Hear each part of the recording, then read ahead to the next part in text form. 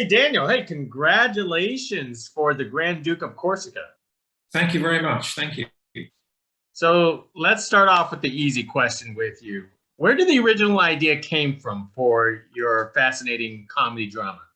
Well, originally, when I finished my first film, Opus Zero, in Mexico in 2016 with Willem Dafoe, I came back to the UK and I still had a lot of the ideas and themes from that movie sort of swirling around in my head, which I hadn't fully dealt with. So I sat down and wrote this story about an artist who creates a strange kind of building or structure, and he was being followed by gangsters. And it wasn't really working out. It was all a bit muddled.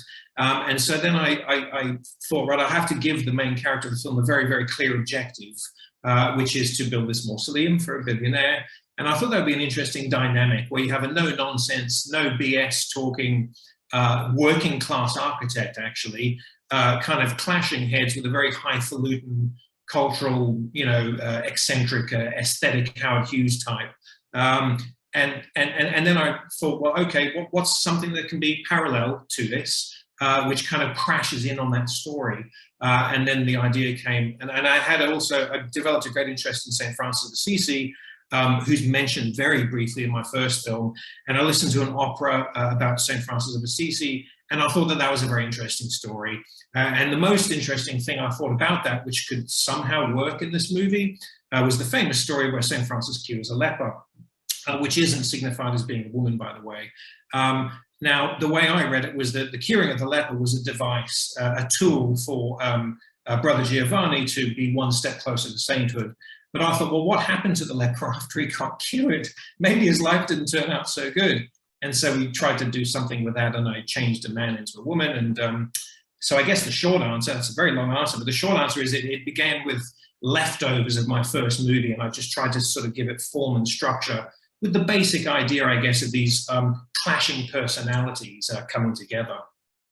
So what did you film the movie within the movie, the leper movie first, or you went ahead and did that later? No, we shot it all at the same time. The Francis stuff we shot at the end of the shoot after Tim had left, but it was all shot in the one schedule. Yes, yeah. Most excellent. Well, tell us. First of all, I find Rott an interesting character because of his architectural designs. I mean, that was something unique. Where did you get the inspiration from for his personality that goes into those architecture? Yes. Well, I did quite a bit of research on famous contemporary architects, specifically of the 20th century. But the honest answer is that the character was originally inspired by someone I'd worked with. And then when I developed the character with Tim, Tim based the character on someone he's worked with. So as outlandish as that character is, he's actually rooted in reality. But in terms of his architectural style and his personality in the film, as you ask, I just took a couple of the more famous architects of the 20th century, mainly Frank Gehry and Renzo Piano, and tried to sort of bring something out of them which suited Tim's personality as well. Someone who was quite no BS, someone who was quite useful, actually, I think, in his architecture is the best way to put it. So that the thing with Rott is that he always wanted to see that there's a function to his architecture. Obviously, if you build a train station, it's clear what the function is. Trains come in and out.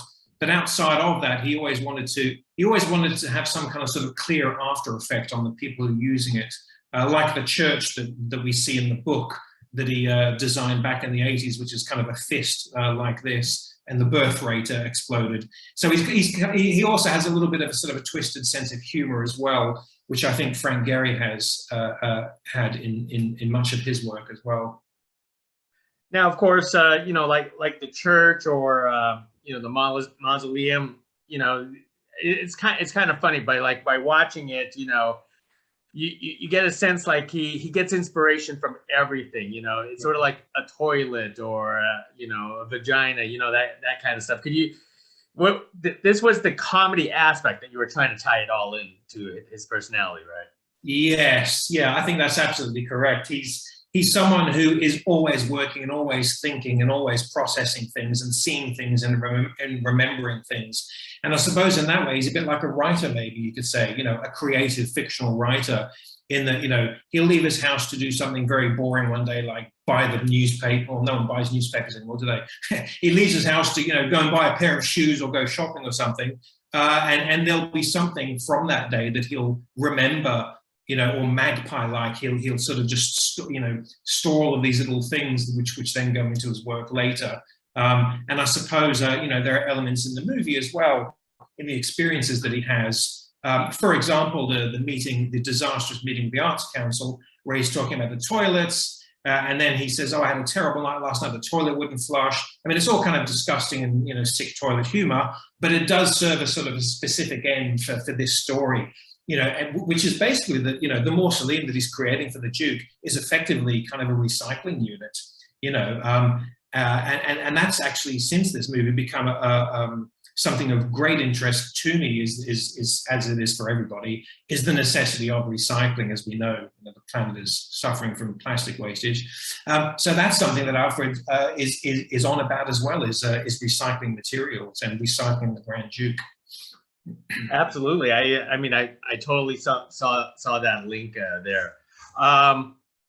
Let's talk about the Grand Duke here. Now, even though he is a little bit eccentric, he had a serious side. It seems like he was seeking something for himself, almost like a purpose in life, right? Yes, he was, absolutely. Because the way we imagined it, when I discussed it with Peter, was that he had a good liberal education. He sort of flitted from job to job. He never really landed on something. And at some point, the more things he buys, the more depressed he becomes, which is a malaise of modern day living anyway. We kind of buy things to sort of quell depression, but in a way it actually makes it worse. And the more you buy things, the worse the depression gets, because you realize it doesn't actually solve the problem.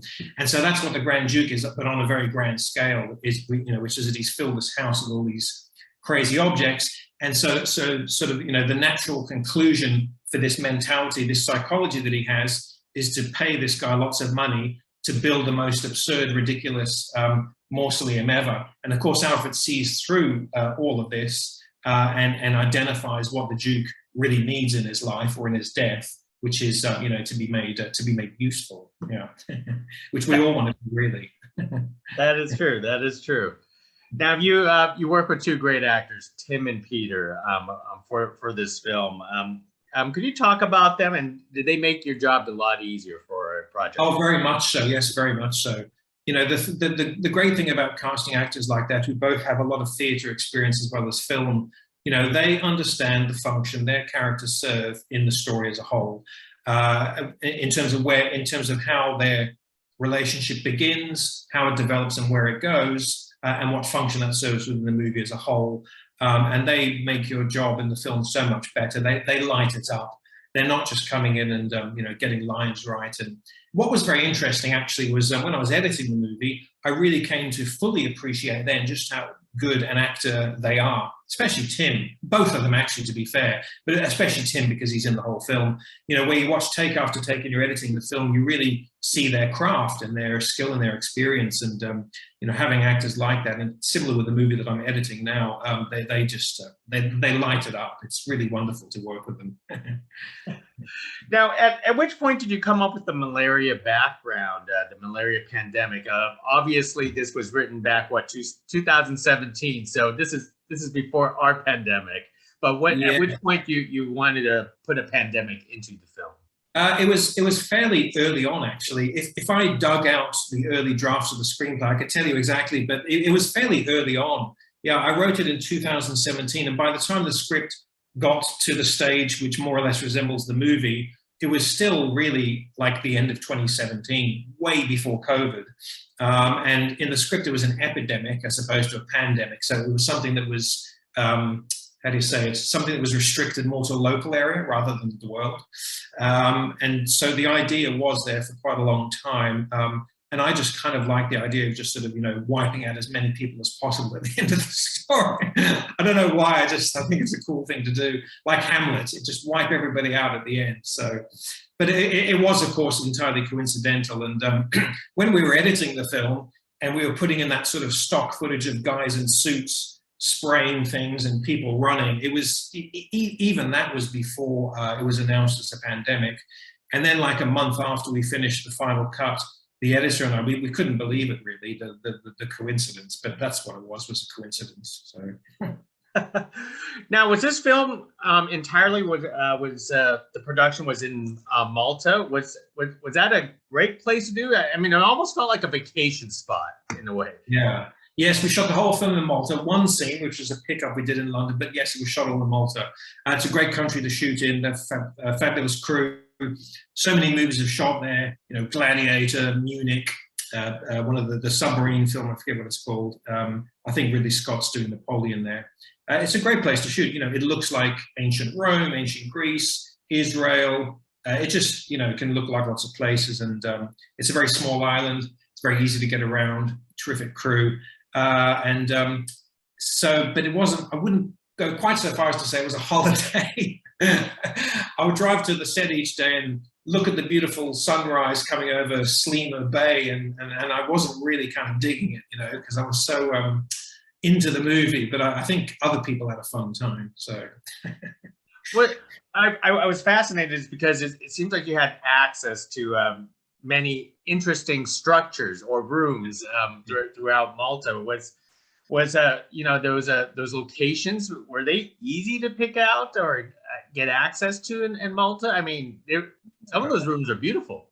Yeah, the access was a little bit tricky, but not difficult, and it took a long time to get the right buildings. The Grand Duke's Palace, for example, the Selman Palace, which I think was built in the 1700s, neoclassical. It's owned by the Malta Film Commission, which was very convenient. It just took a while to get the right one. We went through a lot of different possibilities for the Grand Duke's Palace.